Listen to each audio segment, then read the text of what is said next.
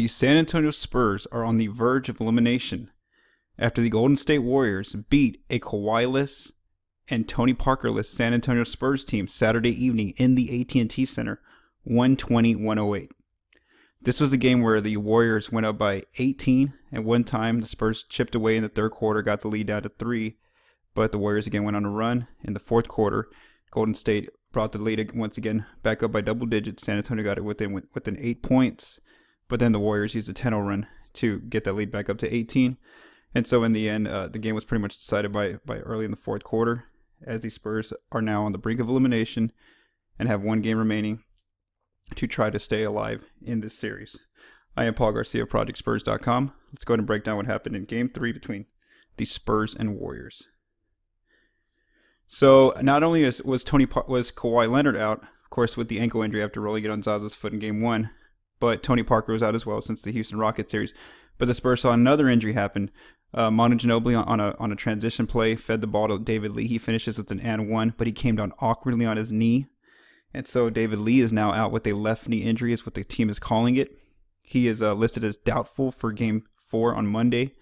The team is still awaiting some MRI results to see exactly how much damage was done to the knee. In his press conference Sunday, Coach Pop spoke that maybe it wasn't as bad as they initially anticipated. You know, David Lee was actually in a wheelchair. He left straight to the locker room. He didn't even wait for the medical staff. So it looked really bad, but maybe it's not as bad. The Spurs will find out with those MRI results. But for now, Lee is listed as doubtful along with Kawhi Leonard. So both of them are likely not going to play in Game 4 on Monday. Who were the Spurs' three key playmakers on Saturday? One guy I want to start off with was Manu Ginobili, 39 years old. Finishes with 21 points on 9 shots, shoots 78% from the floor at 39 years old. Shoots 5 of 8 from the free throw line, stayed aggressive, 2 assists, 1 steal. He shot 2 of 3 from 3. When I talk about the Spurs' three-pointers, Manu had almost half of their three-pointers. He also played 18 minutes in the game. Manu did a really good job in the first half of attacking David West. He would purposely run some pick-and-roll action to kind of get West on him, switched onto him, and he can drive to the rim versus West. And then also in the second half, he did a really good job of taking advantage of the young Patrick McCaw. He purposely, like on pick and roll action or off the ball action, he'd use some screens from teammates and get McCaw lost on defense, so the Manu could get some easy layups against him. So Manu, stayed aggressive. All the Spurs players talked about how it was inspiring to watch him at 39 years old continue to stay aggressive. He didn't back down. He continued to try to stay relentless in attacking the rim. He had his outside shot going a little bit too, as mentioned. So Manu at 39, he's still showing that he can be very, very productive. Almost like kind of reminded me of Vince Carter at Memphis. He's 40 years old, and he stays in his limited minutes and limited role. He still stays very productive for the Grizzlies. This is what Manu's doing for the Spurs during the season. He can kind of watch his body, his health, because they can rest him. They don't really need him. They don't depend on him seriously during the regular season. They let a lot of the young guys get minutes to kind of get them some experience. But now you're seeing in the playoffs, it's paid off because Manu looks fresh game in and game out. Outside of that initial Memphis series, when those first 4 games when he couldn't score a basket, he's looked really good since then, since Game 5 against Memphis, all the way to this Golden State series where now he has 21 points. There was a stat by Jordan from the Spurs' PR department where he put that in the conference finals, only Manu Ginobili and Kareem Abdul-Jabbar are the 2 players to ever score over 20 after age 39 in a conference finals game. So Manu was there making history along with Kareem. LaMarcus Aldridge scores 18 points, takes 17 shots, 41% field goal, 3 of 4 from the free throw line, gathers 5 rebounds, dishes an assist, and gets 2 blocks in 28 minutes. So though Aldridge, again, he had a rough shooting night, but at least he was a lot more aggressive. He took the shots that whether they were contested a little bit or not, you could just tell he was at least trying a little bit more than what he showed in Game 2. One thing that wasn't working early in the first half was the Spurs kept trying to do the traditional post-up to Aldridge. And that play against this Golden State defense, they're just too good with their swarming, with their help defense. That play was just ineffective. He only had, I think, 4 points at the half or 6 points or something like that. So in the second half, what you saw was San Antonio went away from the traditional post-up to get Aldridge going. They actually used a lot more pick-and-roll action, pick-and-pop action, and it got him really good mid-range looks. He got a 3-pointer out of transition. He got like 2 dunk attempts. So I think that's something that they're going to definitely employ into Game 4 is just go away from the Aldridge post-up, try to get Aldridge going in the pick-and-roll. One thing he does really well is when let's say it's Patty Mills and Aldridge, he can easily Aldridge sets the pick and he takes the help defender with him, the ball handler defender, and he can actually post that person up. And then also when the Spurs stayed small, they were able to find Aldridge as well with mismatches like Andre Iguodala or Klay Thompson or somebody like that. So I think that you're going to see that a lot more, is more pick and roll action for Aldridge, because it takes away the Warriors' ability to help as much in his traditional post-ups. He talked about that after the game too, that what fans may not see unless you really play basketball is that they're actually they're constantly just double teaming him anytime he gets in the post, anytime he puts the ball on the floor, left or right side from the elbow. They're just continually throwing help defenders at him. So I think the pick and roll is a really good way to get him some effective baskets heading into Game 4. Jonathan Simmons scores 14 points, takes 17 shots, shoots 41% from the floor. He gathers 5 assists, 1 rebound, 1 steal in 34 minutes. So one thing with Simmons is he's continuing to take the mid-range shot that the Warriors are giving him. If you watch them, they always have help defenders in the paint. Anytime he has a pick and roll possession, they want to make sure that he's not getting to the rim, because that's one of his strengths, not getting into the rim and trying to feed people out from the outside. He got a few assists, like I mentioned, 5 there. But if the Warriors are going to give him that mid-range shot, he's going to take it. He did struggle a little bit with his outside shot. He shot 0 of 4 from the floor. From 3 actually. So Simmons, scores 14 points with what he's able to do on 17 shots. He'll continue to stay aggressive headed into that into the last quarter. One thing I do want to comment on was a David Lee injury. I'm recording this on May 21st, and ESPN just released this release. They say David Lee's MRI confirms partially torn patella, says agent Mark Bartlestein. We'll consult with doctors about possible surgery. So that basically shows you that David Lee's most likely out for Game 4. And should the series continue to go past Game 4, he's probably going to be out for the rest of the series. So that doesn't look good for David Lee, especially as he could possibly hit free agency if he opts out of his deal. He has a player option going forward. Offensively, the Spurs shot 47% from the floor. They made 5 of 21 threes, as I mentioned here. Manu had most of those threes. He had 2 of their three-pointers. The Warriors made life difficult for Danny Green and Patty Mills from the outside, 2 of the Spurs' key 3-point shooters. Danny shot 1 of 5 from the outside, Patty Mills 1 of 4.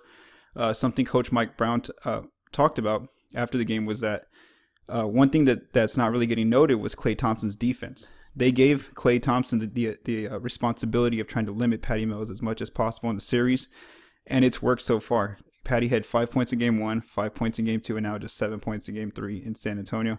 So Klay is doing a really good job of constantly chasing Patty around screens, picking him up off pick and roll action, and so it's really taking out one of the Spurs' deadly scorers that they usually need since Kawhi and Parker are out.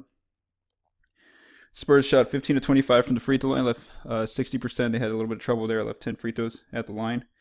They collected 22 assists on 44 made field goals. A lot of that was, so they assisted on half of their shots made, so that's pretty good for them. A lot of that was in the first half. They were doing pretty well as far as playing small. Papa decided to sit Pau Gasol to start the game and put Kyle Anderson in, so they went straight with the small ball unit. And Kyle's a good passer. He gathered 5 assists. They were moving the ball pretty well in that first half, but then of course their offense did get constrained a little bit in the second half. And so they finished with 22 assists. Turnovers continue to be the Spurs' kryptonite against this Warriors team. San Antonio turns over the ball 16 times for 20 points for the Warriors. In Game 1, it was 19 turnovers. In Game 2, it was 19 as well. So this is both, one, because Golden State's a really good defense. They're basically, statistically speaking, they are the best defense in the playoffs right now. In the regular season, they were the second best defense behind San Antonio. And then you have to think about it this way as well. San Antonio's missing their 2 key ball handlers, Tony Parker and Kawhi Leonard. Without those 2 guys, they're depending on guys like Danny Green, like Aldridge, like Simmons, like Patty Mills to have to carry the offensive load, and that's really tough for them, considering they're not the guys who usually carry that much of the offense in the regular season. Now, all of a sudden, this is their main duty and job. So it's been tough with the turnovers for San Antonio in this series overall. The Spurs' bench outscored the Warriors 56-23. Some of that is due with, again, the scoring at the end. It was pretty much over early into the fourth quarter, so there were some like garbage points that didn't really count. But some guys that did have a good game, like I mentioned. Manu had 21 points. Pau Gasol had an okay 12 points on 11 shots. DeJounte Murray, he's continuing to get some experience despite, this series being 0-3. He scores 10 points on 6 shots. So the Spurs, they won the bench battle, but it didn't really matter because the Warriors still were able to get 120 points mostly from their starters. The 6-minute increments charts, I think the only place you have to really pay attention, it's pretty good that without Kawhi and without Parker, the Spurs were still able to kind of avoid their scoring droughts from those first 3 quarters. It was though in that start of that fourth quarter where Golden State went on a 10-0 run in 2 minutes, and they really stopped San Antonio from scoring to start that fourth quarter, which pretty much blew open the game. And that was it from there. Pop didn't even bring Manu back into the fourth quarter. So it's tough. Like I said, that they're the best defense. The Spurs are missing two of their key playmakers. Then, of course, now David Lee's out as well. So it'll be tough for San Antonio to try to get this next win. But they'll do what they can to continue fighting. The Spurs defense, the Warriors shot 55% from the floor. They make 11 27 threes, 41%. They shoot 17 to 22 from the line. The Spurs won the boards 46 to 42. They held Golden State's 9 offensive rebounds. One thing the Spurs did do better in this game that they didn't do in game 1 and 2 was they really did a better job of transition defense. Anytime that the Warriors got a steal and they ran down the other way, the Spurs were able to get bodies down there and try to prevent them from getting an easy layup or dunk attempt or three-point attempt. And so the Warriors only got 10 points in transition. So that's one thing that helped San Antonio stay in the game, at least up until that fourth quarter when it was only an 8-point game still. So that's something, obviously, if they can still keep the Warriors from executing in transition, the Spurs will have a better chance of at least trying to steal a game here in Game 4 on Monday. The Warriors' top 4 playmakers, they're all-stars basically. Kevin Durant, he went 33 points with 19 shots, 10 rebounds. He was really the difference in that third quarter when Golden State put a run together.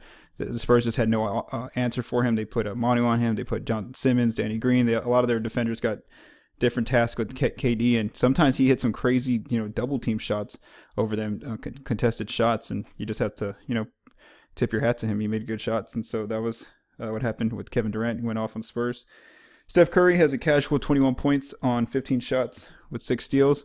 The move to put Kyle Anderson starting instead of Pau Gasol really helped the Spurs defensively. They were able to, they can't stop Curry one-on-one, but they can at least limit him from penetrating the paint and really just collapsing their entire defense, which is what he was doing to Pau Gasol in those first 2 games. So at least I think you're going to see Kyle again start there in the first quarter and third quarter, and just because it helps the Spurs at least defensively stay home on their other players.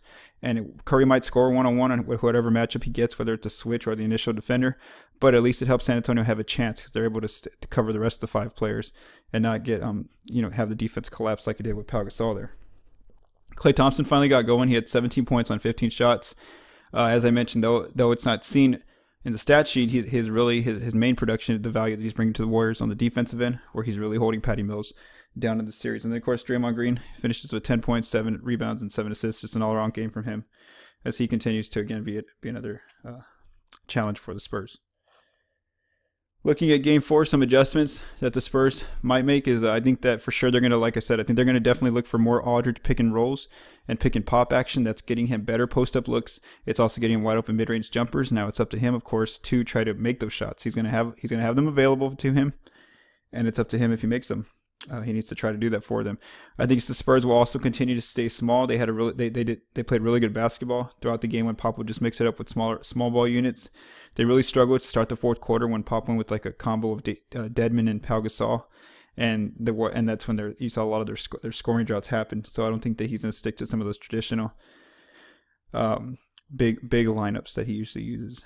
Now Las Vegas thinks it's a sweep. Basically, they're projecting the Warriors to win by at least 12 or more points in Game 4, and based on the Spurs will do what they can. Like I said, if they can just limit their turnovers, if they can take advantage of getting Aldridge better looks, continue to get a good Manu, good John Simmons as well, they might have a chance to get a game here. But without Kawhi and David Lee, it's going to be really tough for them.